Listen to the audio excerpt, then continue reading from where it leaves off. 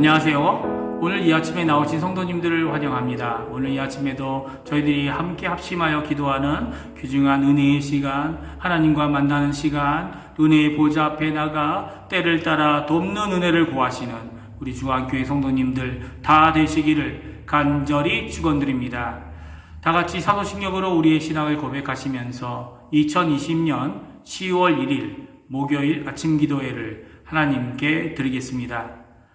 전능하사 천지를 만드신 하나님 아버지를 내가 믿사오며 그 외아들 우리 주 예수 그리스도를 믿사오니 이는 성령으로 잉태하사 동정녀 마리아에게 나시고 본디오 빌라도에게 고난을 받으사 십자가에 못 박혀 죽으시고 장사한 지 사흘 만에 죽은 자 가운데서 다시 살아나시며 하늘에 오르사 전능하신 하나님 우편에 앉아 계시다가 저리로서 산 자와 죽은 자를 심판하러 오시리라.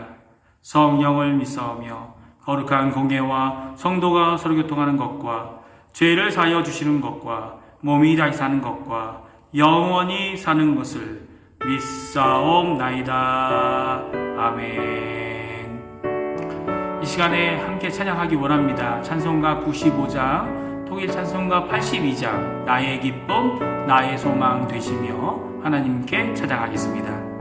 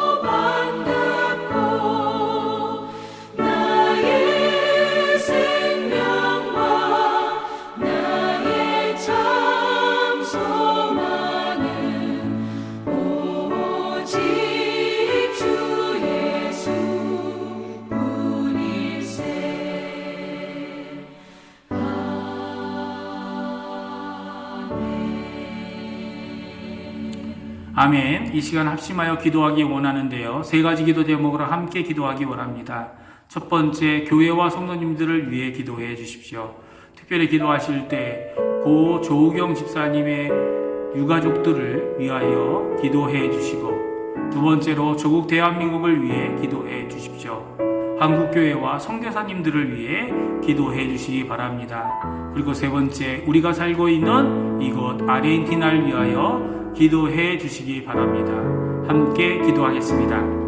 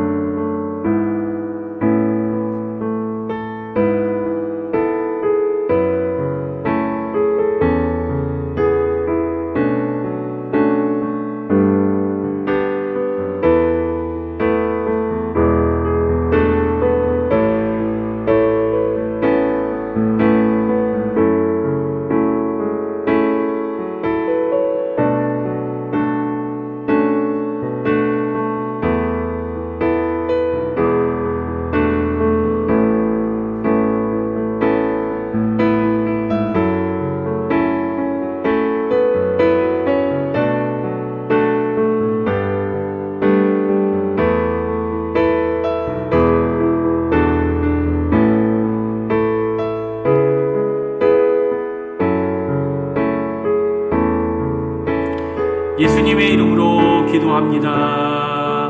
아멘. 오늘 저희가 이 아침에 읽을 하나님의 말씀은 고린도후서 5장 1절에서 10절까지의 말씀입니다. 제가 갖고 있는 성경으로는 구약성경 290페이지에 있습니다.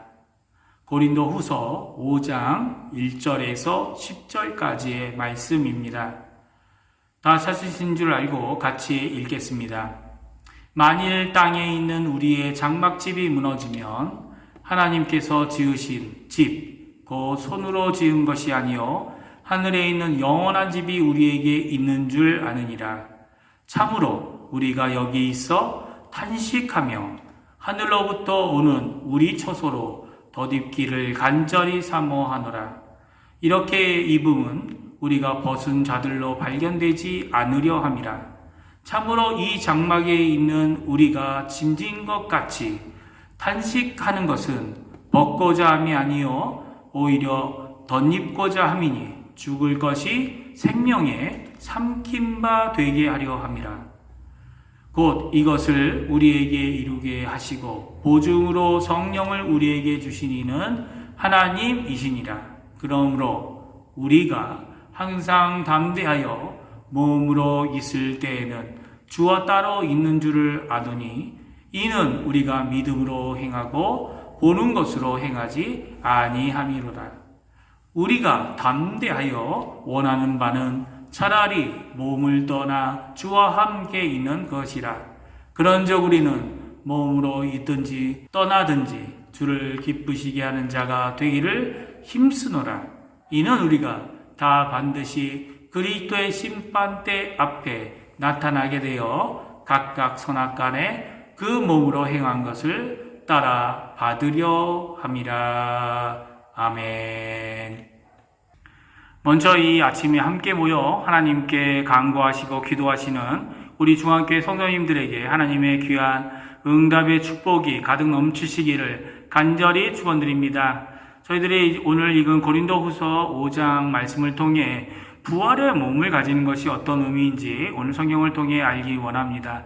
특별히 사도 바울은 세 가지 은유의 표현을 사용하고 있는데요. 첫 번째는 장막의 비유를 하고 있고, 두 번째로는 덮는 의복으로 이 부활의 몸을 입는 것에 대한 표현을 하고 있습니다. 그리고 세 번째로는 집 안에 있는 비유, 또 집 바깥에 있는 비유를 써서 이 세 가지 비유를 통해 그리스도인이 가질 수 있는 세 가지 상태, 그러니까 이 땅에 살면서 재림이 오기 전까지 우리 그리스도인이 있을 수 있는 세 가지 상태를 말씀하고 있는데요. 그 세 가지 상태는 첫 번째, 그리스도께서 재림하셔서 우리가 영광의 몸으로 변화를 받아 살고 있는 영화로운 상태를 말하고요. 두 번째로는 죽어서 자신의 몸을 떠나 주님의 집에 거하는 벗은 영혼의 상태, 하지만 천국에 가 있는 삶을 말씀하고 있는 상태를 얘기하고 있죠. 그리고 세 번째로는 이 땅에 남아 육체에 거하면서 교회를 섬기는 상태, 이 세 가지 상태의 모습을 자신이 가지고 있을 수 있다. 아니, 모든 그리스도인들이 가질 수 있다라고 오늘 성경을 말씀하고 있습니다. 특별히 옥중서신의 하나인 빌립보서 1장에는 다음과 같이 사도 바울이 고백하고 있는 것을 보게 됩니다. 21절에서 24절까지 말씀인데요. 제가 성도님들에게 읽어드립니다. 이는 내게 사는 것이 그리스도니 죽는 것도 유익함이라. 그러나 만일 육신으로 사는 이것이 내일의 열매일진데 무엇을 택해야 하는지 나는 알지 못하노라. 내가 그 둘 사이에 끼었으니 차라리 세상을 떠나서 그리스도와 함께 있는 것이 훨씬 더 좋은 일이라. 그렇게 하고 싶으나 내가 육신으로 있는 것이 너희를 위하여 더 유익하니라. 아멘.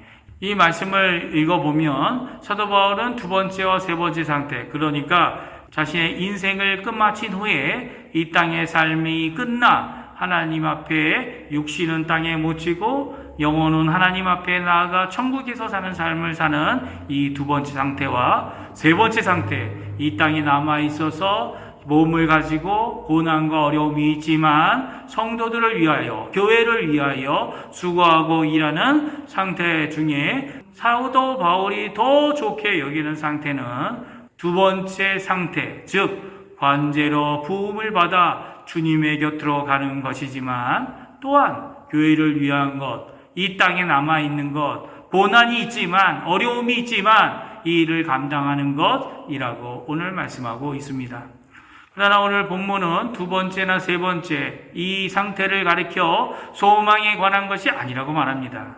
오히려 사도 바울이 탄식하며 기다리는 것은 바로 이 첫 번째 삶을 기다리고 있다라고 말하고 있습니다. 첫 번째가 뭐였죠? 바로 예수 그리스도께서 재림하셔서 부활의 영광의 몸을 받아 하나님 앞에 영광의 삶을 영원토록 주님과 함께 성도님들과 함께 지내는 것입니다. 우리는 어떤 소망을 가지고 있습니까? 이 사도 바울이 가진 소망이 바로 우리의 소망 되기를 간절히 축원드립니다. 오늘 본문은 이 모든 세 가지 삶 가운데서 사도 바울이 가지는 선택이 이것이다 라고 9절에 말씀하고 있습니다. 우리 한번 같이 읽어볼까요? 9절 말씀입니다. 그런즉 우리는 몸으로 있던지 떠나 있던지 주를 기쁘시게 하는 자가 되기를 힘쓰노라. 아멘. 그렇습니다. 사도 바울은 이 세 가지의 그리스도인이 가질 수 있는 삶의 형태, 그것을 선택하거나 스스로 결정할 수 있는 것이 아니다라고 말하고 있습니다. 그는 그 모든 일을 주관하시는 분이 하나님이시고 또 하나님의 주권에 의해 은혜 가운데 각자에게 주어질 것이라는 겁니다.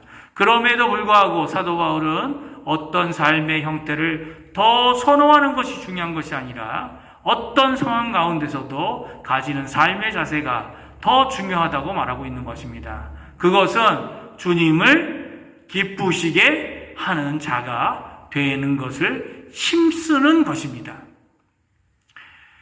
사실 고린도 교회에는 이렇게 말하는 자들이 있었던 것 같습니다. 이 땅의 집 혹은 육체 안에 거하는 삶, 그것은 주님과 떨어져 사는 삶이다 라고 믿었던 사람들 말입니다. 정말 그렇습니까? 이 땅에 육체 가운데 있으면 주님과는 멀리 떨어질 수밖에 없는 삶일까요? 물론 이 땅에 사는 동안 죄 많은 우리 몸은 우리에게 더 많은 유혹과 더 많은 넘어짐을 가져오게 할 것입니다.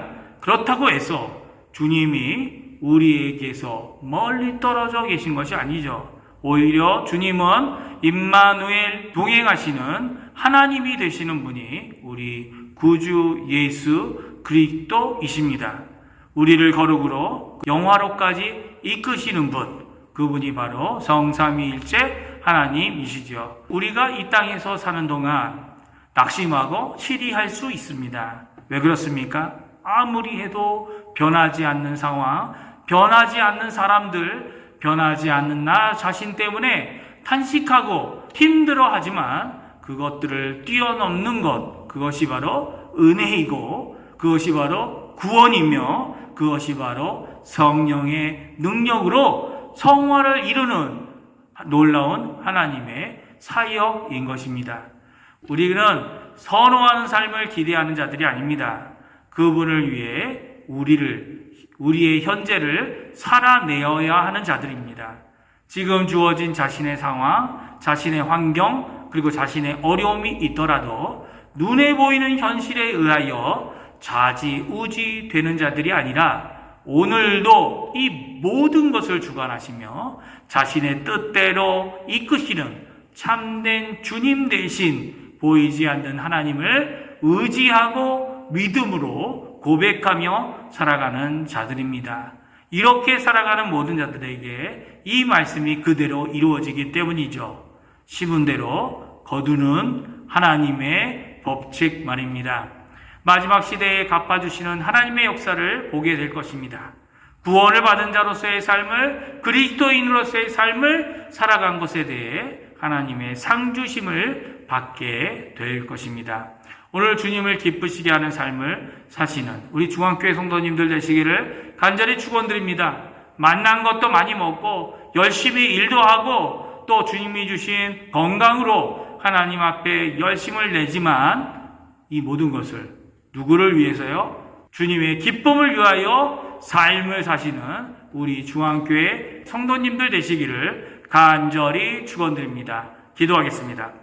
할렐루야. 하나님 아버지 감사합니다. 저희들에게 귀한 하나님의 말씀을 통하여 저희들이 무엇을 위해 살아야 되는지 생각해 보게 해주신 것 감사합니다. 내가 선호하는, 내가 좋아하는, 먼저 좋아하는 삶의 형태나 삶의 꿈을 쫓아가는 자들이 아니라 우리는 주님을 기쁘시게 하는 것을 쫓아가는 자들임을 항상 기억하는 저희가 되게 하여 주시옵소서. 오늘도 저희 가운데 은혜를 한없이 부어주실 뿐만 아니라 저희들 가운데 성령의 충만함을 부어주셔서 저희들이 하나님이 주신 사명을 감당하게 하시고 더 나아가서는 주님이 주신 그 놀라운 은혜 가운데 힘을 얻고 열심을 내고 주님이 기뻐하실 것을 바라보며 오늘도 이 고통, 이 탄식, 이 어려움을 이겨내는 귀한 우리 중앙교회 성도님들 다 될 수 있도록 주님 역사하여 주시옵소서. 감사드리며 예수님의 이름으로